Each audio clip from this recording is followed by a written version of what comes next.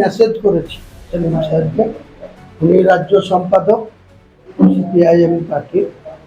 আমি যেহেতু চেয়ারম্যান, আমি নিজের থেকে হোয়াটসঅ্যাপে পরশুদিন রাত্রিতে সেলিম সাহেবকে একটা মেসেজ করেছি যে ওনারা যদি সত্যি সত্যি মমতা ব্যানার্জিকে পরাস্ত করতে চায়, ক্ষমতাচ্যুত করতে চায়, তাহলে অবশ্যই সিপিএমের একটা ভূমিকা থাকা উচিত, নট বামফ্রন্ট। আপনি যদি প্রয়োজন মনে করেন যে আমাদের সঙ্গে কোথাও বসবেন, আমি আপনার সঙ্গে বসতে এগ্রি। এবং সেম আলোচনা আইএসএফকে নিয়েও চলছে বা হয়েছে। আগামী 7 দিন ওয়েট করুন। আমরা 7ই মার্চের মধ্যে যা যা করণীয়, যা যা হওয়ার, সেগুলা বন্ধ করে হবে, সেটা ওপেন করার কোনো জায়গা নেই।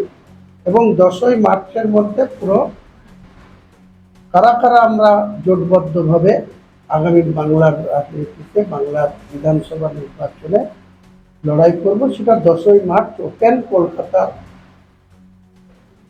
প্রেস কনফারেন্স করে আমরা আমাদের রাজ্য নেতৃত্বের উপস্থিতিতে আমরা ওপেন করব।